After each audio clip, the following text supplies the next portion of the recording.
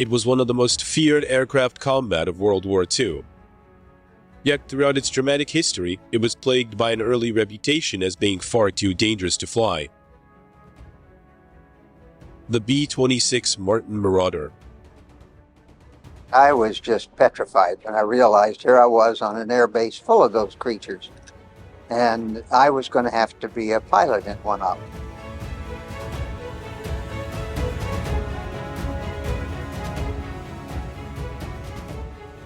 Now, the true story of its journey from death trap to fearsome adversary can be told.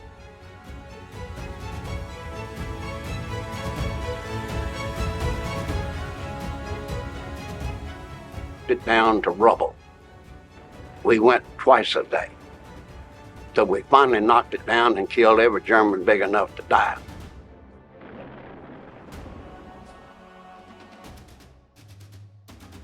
After the end of the First World War and the Treaty of Versailles, America was determined to stay out of international disputes. It adopted a policy of go at it alone and retreated into a long period of isolation. For almost 20 years, the U.S. armed forces fell way behind those of modernizing Europe. In Europe, air superiority was recognized as a key to successful modern warfare. It was a time of major technical developments with new theories and tactics for the new generation of fighter bombers.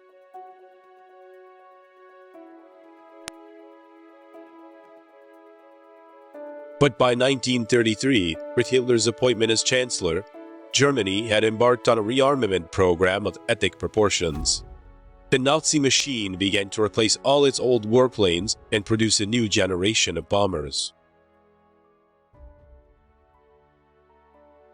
Yet, across the Atlantic, American aviation remained very much the world of small-town barnstormers. Latest American aeronautical innovation was geared towards luxurious commercial use, with new stylish all-metal aircraft like the Boeing 247 and the DC-3. America's air power was simply not up to modern air combat standards. America pays too little attention to the rise of Nazism in Europe, and too late does it identify the danger of Japanese expansionism. Now, one of the consequences of all this isolationism is that America had fallen behind in several key military areas, and aircraft was one of these. And on the eve of war, the Americans knew that they had to catch up, and fast. So, in March 1939, a competition was urgently held for a new high-speed and heavily armed aircraft. The history on it is that the brass and the Air Force wanted a medium bomber with speed that could more or less defend itself without fighter escort and was fast enough to evade fighters. Most importantly of all, the new bomber had to be able to get into production immediately. After just 4 months, the results of the competition were announced. The winner was a revolutionary twin-engine medium bomber designed by the Glenn L. Martin Company. The new aircraft had been designed by a young team led by a 26-year-old aeronautical engineer, Peyton M. Marauder. Marauder's radical new design was a sleek, heavily armed aircraft, incorporating the latest aeronautical technology with short wings for high-speed performance. The aircraft had a top speed of 300 miles an hour. With developments in Europe causing increasing alarm, the U.S. Army Air Corps was now under pressure to rearm and needed immediate delivery. Taking an unprecedented step, Martin's new design was ordered to go straight from the drawing board into production. There will be no prototype for testing. This unique off-the-shelf purchase was to sow seeds of disaster in the years to come.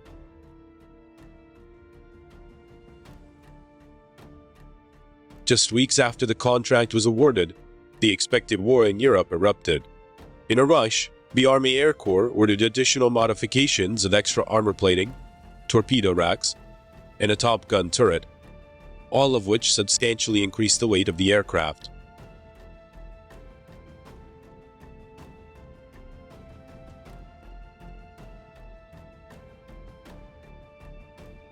But there was no time for evaluation or testing. The very first of this new generation of warplanes were delivered straight to the U.S. Army Air Corps.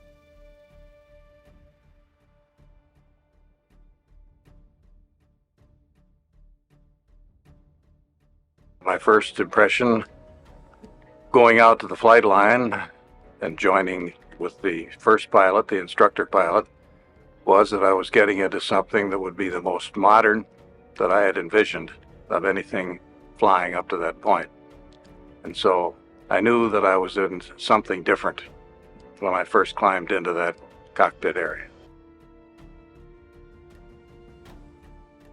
My first impression that compared with what we'd been flying, it was a large aircraft. And I had had no experience in an airplane that size. Also, it looked somewhat formidable with its four-bladed props and its guns in the tail and the guns around the body of the fuselage and a little gun in the navigator's compartment. So it was a forbidding-looking airplane.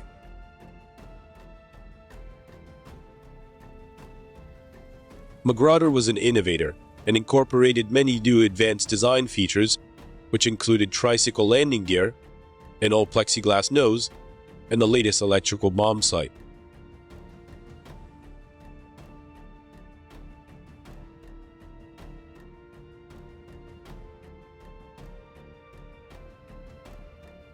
But the additional weight of the Army's modifications had also turned Marauder's streamlined aircraft into a potential killer. The twin-engine bomber now required extremely skilled handling from the new pilots, especially for takeoffs and landings. One of the first ones I flew was the 11th airplane off the line. And they were having quite a lot of problems with it. And if I recall, the second day I was there, one of them went in off the end of the runway and exploded. And let's say that got my attention. I had a feeling that I was trying to learn to fly something that was quite a bit more of an airplane than the trainers I had flown in flying school. And so it was a thrill and also a hint of caution that I'd better handle it very carefully and still be aggressive enough to learn to fly it as well as my instructor. Due to a lack of testing, the new aircraft suffered from a series of problems. Nosewheel struts collapsed, hydraulic lines leaked, fuel lines clogged, and the yet untested four-bladed propellers regularly failed. To make matters worse, by the autumn of 1941, difficulties arose in material shortages in the defense industry. Aluminum and propellers were just not available. The airplanes were coming off the assembly line, but there were no props. So we would fly an airplane from Baltimore to Barksdale and take the props off and get them back up to Baltimore and do this again and bring airplanes down. By the end of 1941, the Martin factory finally completed the first delivery of 261 aircraft to the U.S. Air Corps.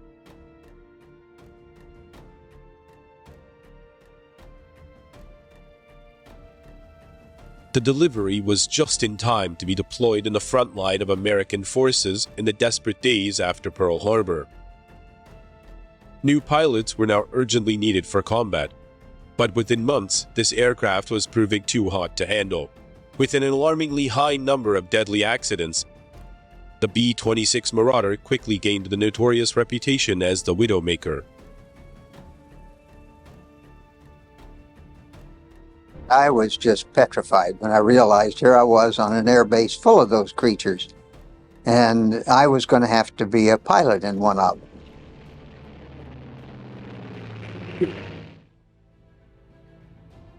In February 1942, the Martin B-26 Marauder had its baptism of fire in the Pacific War. This was the most advanced medium-range bomber in the world, but early combat operations were marred by one disaster after another. For the new, hastily trained pilots, it soon earned a reputation as a death trap. Coming right out of flying school and going over to Barksdale Field from Arizona, I really didn't know very much about it except that it was new. But once I got there, I began to hear these stories, and then I kind of wondered what I was getting into. They called it the Widowmaker, which it made lots of widows. They called it the Baltimore whore, which is a bad word, but that they said it had no visible means of support. And the Flying Torpedo, they had a lot of bad names for it. Trainee pilots were finding the B-26 too hot to handle. With fast landing speeds of 125 miles an hour, trainees would bring it in too slow. It would then stall, spin, and crash. You had more of a fighter plane feel to that airplane. When you came in for a landing, you didn't just bring it in a nice controlled sliding approach. You brought it in a very steep angle. And then at the very last minute, you would flare it out. And if your timing was right, you would kind of grease it on. If not, you'd splatter it pretty hard. Or if you did it too high, you would hit pretty hard. Pilots in training were having serious problems learning to fly the new bomber. I actually had 10 of them walk in one morning and place their wings on my desk. And they got the choice of being mess officers or going down to Trinidad and flying B-18s on sub-patrol. We had 5 or 6 pilots that finally gave up flying. They just refused to fly any more combat. And I had unfortunately made a statement to another pilot that I was flying co-pilot for. He was a very ham-handed pilot, and he really frightened the daylights out of me the way he flew. So when I got back on the ground after this one mission, I told him, I'm never going to fly combat again if I have to fly with you. Ground crews were also experiencing severe problems in maintaining and servicing the new aircraft. We had a lot of tire problems, and if an airplane blew a tire right at liftoff, it usually killed the crew. And sometimes if you came in and the tire was shot up, one tire was shot up and he landed, well, a lot of times it did kill the crew also. The results were a series of deadly accidents. By early 1942, in a period of just 30 days, 15 B-26s were written off in crashes. On a day in Tampa Bay, that was the motto. I lost a bunch of friends. They had 7 of us graduate from cadet school at Luke Field. They had us flying fighters out there. And in 6 weeks, out of the 7, me and Pete Graves, only 2 left alive. The other 5 are out there swimming around. By now, the Committee on Military Affairs, headed by Senator Harry Truman, had begun to investigate the reasons behind so many fatalities. Were Martin's B-26 Marauders a death trap for American airmen? After 165 accidents and dozens of trainee crew killed, the Truman Committee recommended that all production and flying should be halted. But the Air Force still had faith in the plane and gave the responsibility of salvaging his reputation to General James Doolittle, commander of the celebrated Tokyo raid of April 1942. It would be a do-or-die operation. Jimmy Doolittle probably the best pilot that we ever had.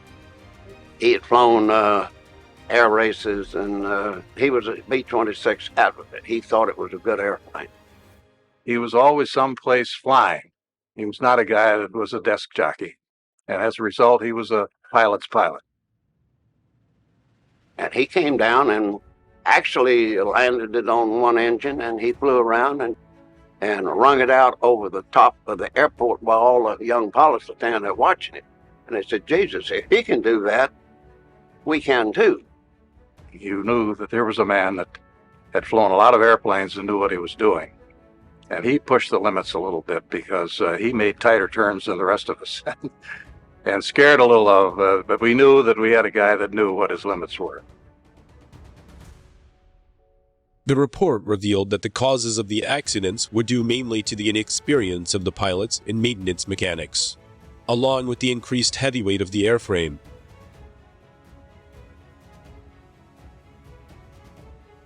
To stop further problems with the dangerously overloaded planes, the engineers introduced a more powerful engine and also extended the wings by 3 feet.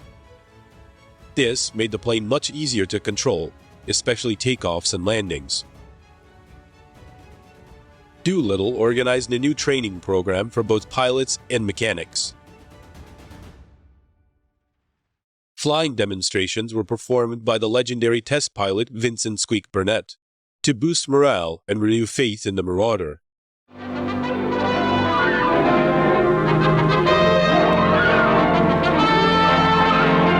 Here's the checklist, sir. Take a look, Jim. Since you're going to be a B-26 pilot, that's your Bible.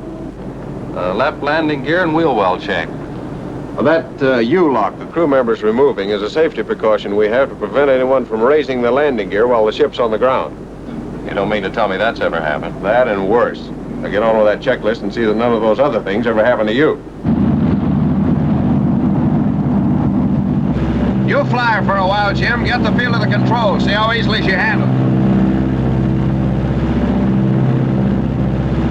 Controls are easy, aren't they? Smooth as a GI haircut. Doolittle's training program had rescued the B-26 from congressional action, but the stigma of the Widowmaker would not go. The Marauder would have to prove its critics wrong where it mattered, in combat. And now, the moment had come as the B-26 Marauder headed for the war in the deserts of North Africa.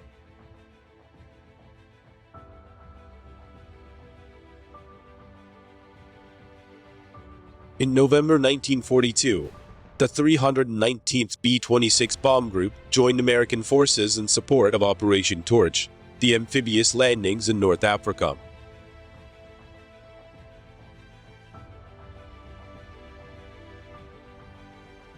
But using the new medium bomber for low-level ground attack operations could easily be disastrous. Early missions were riddled with organizational chaos. What happened in Africa that we had no strategy whatsoever. There was no bombing strategy, there was no coordination, there was no photographs, maps of the target. They were hand-drawn maps. In fact, our first flight that went out with 5 planes, none of them come back. The crews of the B-26 Marauders were capable of delivering a devastating attack, dropping up to 4,000 pounds of high-explosive bombs. The Air Force tried and tested new tactics with mass squadron formation flying at medium altitude and bombing a single target for maximum effectiveness. The accuracy of hitting the target was dependent on the combined skills of the pilot and the lead bombardier with his sophisticated Norden bomb sight. The general routine was you had an initial point, they called it, a specific geographic point on the ground. You would turn then and go to what they call the AP, the aiming point. And as you went toward the aiming point, the bombardier would get his Norden bomb sight, which was an early model of a computer. He would get it organized so that he'd say left, left, right, right, up, up, down, down, whatever, to get the pilot and that computer going together. The Norden bomb sight was one of the U.S. Air Force's most secret weapons. This early computer calculated exactly when and where to drop the bombs, allowing for altitude, airspeed, and crosswinds.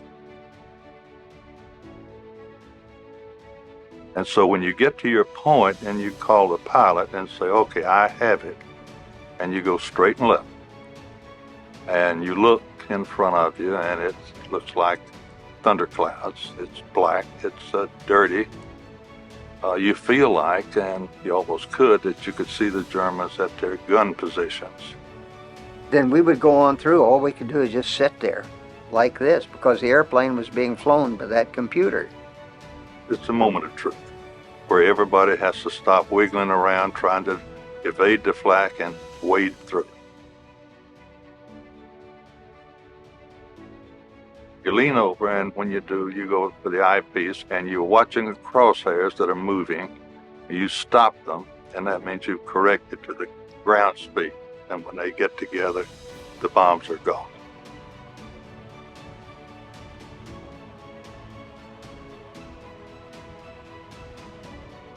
The minute he'd say bombs away, then boy, we had our hands on the controls. Sometimes both of us would be, getting it into whatever direction we'd pre-planned for the breakaway. Time stands still. Trust me, it's a long, long run when it really probably is 3 to 4 minutes, 5 minutes. But it seems a lot longer than that. The home run to the target for the crews of the Marauder was no easy ride. Done our job, dropped the bombs. We encountered some flak and some fighters, but my airplane didn't get hit. And we were all assembled and going back to our base. But on one mission, one of the Marauders was hit by flak and unable to rejoin the formation. We were supposed to all stay together, and if a guy got crippled, it was his tough luck, but I didn't dare. I didn't want to do that. This guy was out there by himself. He could have been picked off. But I got close enough to be tightened up for defensive purposes. Take a look at him. Well, he was flying straight and level, trying to keep it going, but he had to fly slower because he was crippled. So I had a camera there that we all had, that if something unusual occurred, you could use the camera if you weren't busy fighting off something. And while the other guy flew the airplane, I took this picture myself. I noticed what was wrong. Both engines were moving, but underneath, there was a big gash in the left wing. There were holes all along the side of it facing me. This airplane flew all the way back. It must have been about 150 miles or so that he flew back with me on his wing. He couldn't make a normal landing. He made a belly landing. Got those wheels up. Skidded in. Nobody was injured inside, but the airplane was really wrecked. The Marauder was not only capable of surviving severe punishment, but was also recognized as a valuable kit of spare parts. If it hadn't been for airplanes bellying in, we would not have made it. That was our spare parts. Airplanes bellying in, and as soon as we had a crew of people that went over and took parts off the airplane and had them put back in storage so we could have them when we needed them. In terms of belly landings as being a source of a possible crash, nobody really worried about that. We could skid that doggone thing right in, whether it was on mud or on a paved runway or not. And if we had to do it, we'd do it. And in fact, most people would rather make a belly landing than get it up there and bail out and let the airplane fall. In the first 3 weeks of operation in North Africa alone, the B-26s of the 319th Bomb Group had flown just 20 missions. Now it was the B-26's combat losses that were called into question.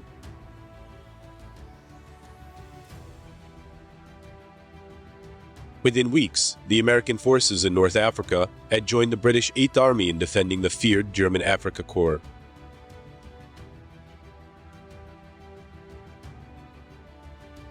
The Air Force continued to experiment with the B-26 bombing at different altitudes, but soon realized that it was most effective between 10 and 12,000 feet, exactly the height it was originally designed for. The first 3 or 4 missions, we went from the deck up to about 3,000 to 4,000, 5,000. It still wasn't enough. But very soon we learned that you had to get up above 7,500 feet to be safe from the kind of light anti-aircraft flak that they threw up at you.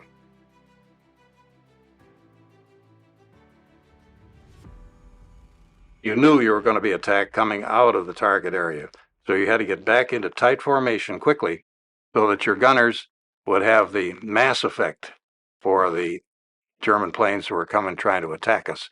They'd like to have us scattered out, pick us off one at a time. And so we didn't want to have that happen. The B-26 Marauder had proved to be a tough and durable aircraft. We had them come back with half the tail shot away and engine shot out. And 26 would absorb a lot of damage. It just seemed to me like that engine was well built, It would take a lot of beating. We had occasions where engines were shot at. We've been beat up any number of times where you get damage to the plane. There are even occasions where parts of the crews were killed. The plane came back. The Marauder was fast earning a reputation as a deadly precision bomber, and at the Casablanca Conference in January 1943, Winston Churchill persuaded Roosevelt to continue with the Mediterranean campaign to force Italy out of the war and draw German forces from the Russian front, preparing the ground for the invasion of France.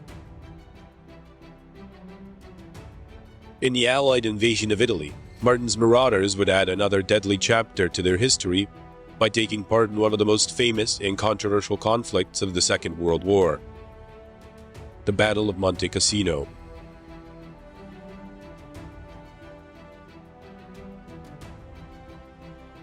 By 1943, a change of tactics from low-level to medium-altitude bombing and the combat experience of the Marauder crews had finally brought a change of fortune. The Marauders were having increasing success on their bombing missions, but flying into enemy flak was always a terrifying experience. We could look ahead, and I remember saying to the pilot, I nudged him, I said, "What in the hell is that?" He looked at it and he said, "You've seen flak before." I said, "That's flak?" Well, here was this solid black band with red flashes all through it. Well, the Germans had already picked up our altitude, direction, and everything else, so they were just laying a barrage into our flight path. And I don't know how we got through that. I mean, you can almost walk on this stuff. It's big black puffs. And when you have one where your airplane shudders, that means you done took on some of this stuff. When you could see flak, then it was reasonably close. When you could hear it, it was very close. When you could smell it or feel it, it was terribly close, within 40 feet of you. Well, that's what we felt all the way through that black cloud, was the aircraft just bouncing, and the smell of cordite or whatever that powder is. We could feel the stuff, we could hear it, we could smell it. I was there as we were on the bomb run before we got to the target, and we were getting an awful lot of flak. But pieces began to fly off of our lead ship. They were bouncing off of us, and it was a scary experience. I had to try to keep straight and level while we're trying to get down our target. But in doing that, and worrying about the bursts of flak that were coming all around, all of a sudden, we found there was a bump on my head, bang, like somebody hit me with a hammer and knocked my goggles flying and whatever else I had on my head to protect my skull. But just was a sudden shock. And what had happened was that a piece of flak came right through plexiglass, right straight ahead of me. And of course, if I'd have been done like my grade school teachers used to say, sit up straight, Conlon, I'd have been dead and I would have gone right through here. Fortunately, I was a little slumped and it went right through here, grazed the top of my scalp, but it hit hard, drew a lot of blood. It was a shock. It was a surprise, and I knew I didn't know how bad it was, but I was not unconscious, so I could still function. But I had to get this blood stopped, so that the next thing happened was someone was bandaging me and the other guy was flying the airplane till we could get back out of this flak. And fighters were now coming in too. I had a whopping headache for the next day, but other than that, I was okay. The Allied invasion of Italy was launched in September 1943.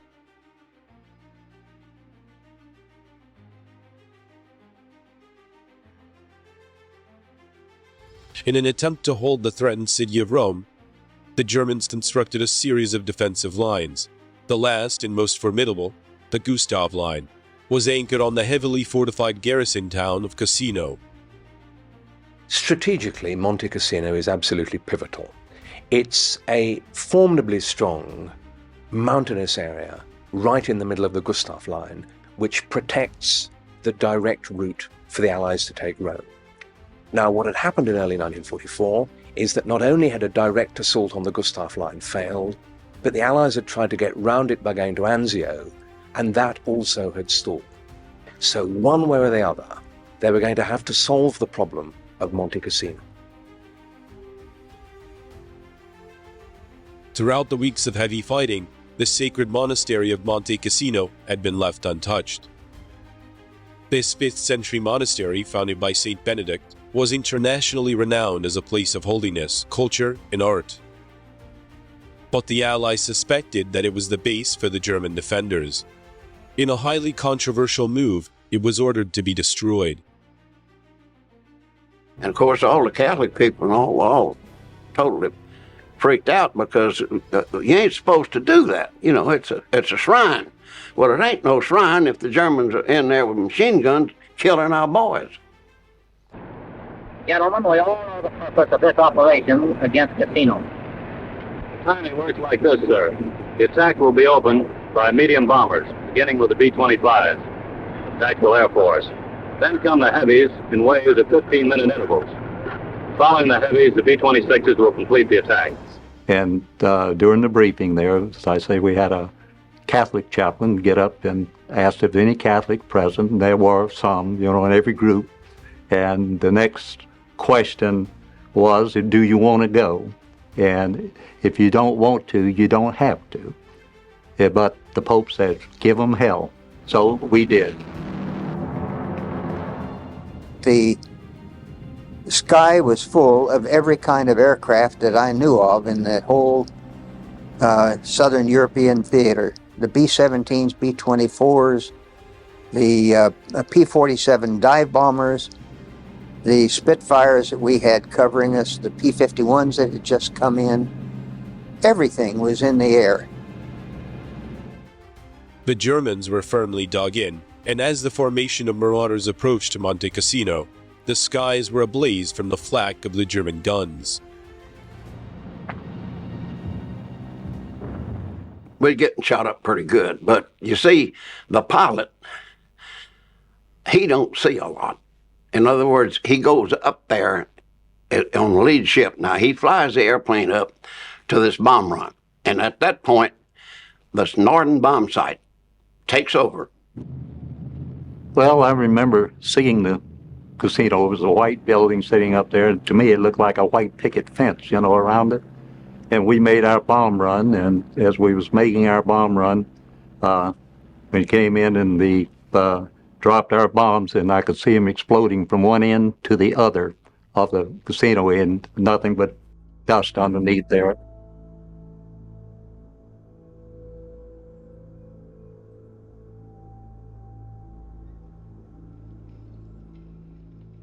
On February the 15th, 1944, to the shock of the world, the monastery was leveled.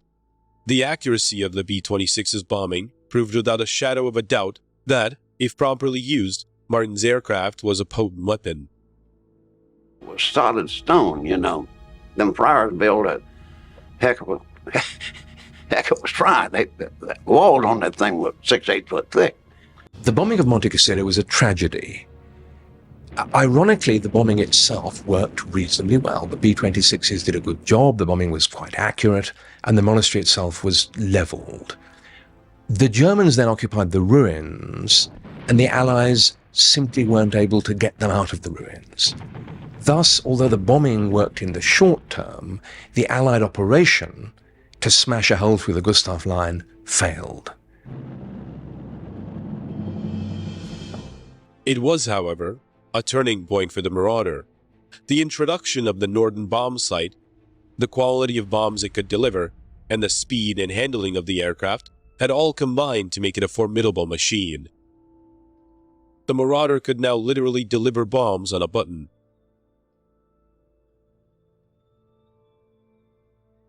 Following the Mediterranean campaign and the fall of Rome, the B-26 Marauder and its crew's reputation was going from one victory to the next. Despite its notorious birth as the Flying Coffin, the Marauder was proving to be an outstanding airplane and feared adversary. The improved bombing accuracy and switch to medium altitude tactics meant that the Marauder had now come into their own. D-Day would provide the Marauders with new challenges. The B-26s were called upon to soften up the enemy in an intense pre-landing bombardment. They played a key role in attacking German troop movements, communications, and defenses.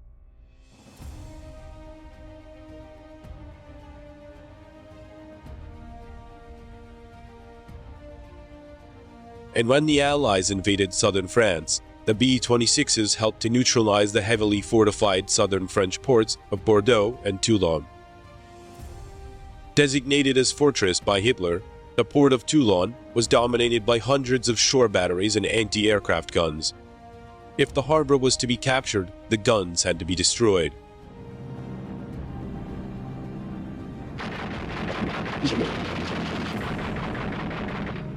From 10 to 11,000 feet, we could put 90% of the bombs in a 600-foot circle. We could hit the target, we could defend ourselves, and hit it and get back. In 48 separate missions, losing just 8 aircraft, the Marauders dropped one of the most concentrated barrages of the war.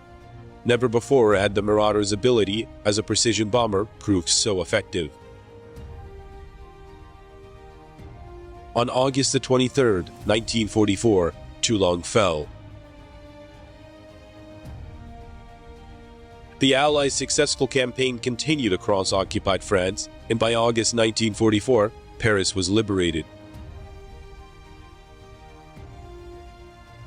Now, with Germany buckling under, the Marauders were deployed in bombing enemy defensive positions on the eastern side of Rhine. The medium bombers were ideally suited to destroy the enemy's road and rail networks. In the final months of the war in Europe, the formidable B-26 crews were flying a record number of missions, often under heavy attack.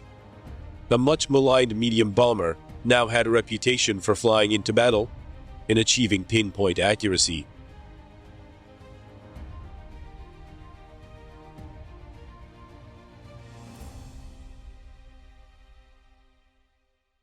The Marauder was also admired by its crew for its strength and ability to take the intense punishment.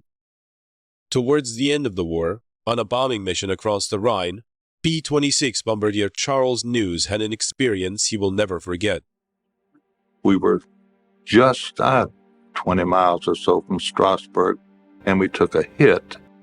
Then the next hit, we got, I think, was in the Bombay. And at that point, we realized that we were hit. We were not going to make it. It was chaotic. You know, neither engine was doing what it was supposed to do. We had fire. I could see the fire. You know, there was no mystery about it. The co-pilot was sitting, trying to get out, which he couldn't, but his parachute strap had caught on the seat. The release to the co-pilot seat was between the pedals. I could reach it. I did reach it. I pulled her sideways, and he went backwards. After successfully releasing the co-pilot, News was able to make his escape from the bombardier's position. So we got the co-pilot. He was the first one out. We got him through. The top turret gunner was dead. The tail gunner and radio gunner made their dramatic escape, bailing out past the landing gear, leaving just News and the pilot in the plane. We were trying to debate whether or not we would stay with the plane because we could see the Rhine River and we could see safety and home. We finally got to the point saying, no, we're gonna take the way out, and out we went. I remember the tremendous quiet as you're hanging on a parachute, swinging gently in the breeze, you hope, and everybody's gone. Everybody's left you. I was not heroic. I knew when I was caught, and I stopped and promptly showed my hands and stood still, and so then it was taken prisoner. In May 1945, victory over Nazi Germany was complete. By the end of the war, the record of Marauders was outstanding.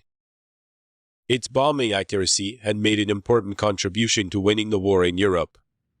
The B-26 had made aviation history. With an enviable record for survival, its actual combat losses were fewer than any other Allied bombers in the war. Dogged by its reputation as a widowmaker from cradle to its grave, this remarkable plane was tragically buried without the military honors it so richly deserved. With the war over, in the late autumn of 1945, the 500 remaining B-26s were blown up for scrap in Germany. Ironically, the aluminum was collected to help rebuild the devastated German metal industry. I would say that considering its birth, when it came out and how many people it killed, it was a bad airplane. Now, as we learned to fly it and as the mechanics learned to maintain it, it became a good airplane. It'd have holes all over the airplane and still it was flying. Come home on one engine, fly almost the whole distance on it. And that was a pleasant surprise. And so that we kind of loved that airplane after seeing what it did for us in so many missions. That was probably one of the greatest aircraft that we ever had in the military in those days. In terms of its ability to take a terrible, terrible beating. And that was one thing that made it tenable for us to fly that airplane and keep on flying it, because we knew that sucker would bring us back. You know, it might be hard getting back, but it would get us back.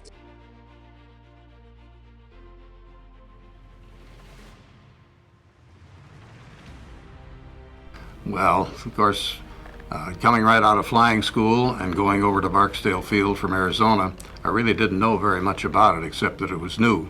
But once I got there, I began to hear these stories, and then I kind of wondered what I was getting into.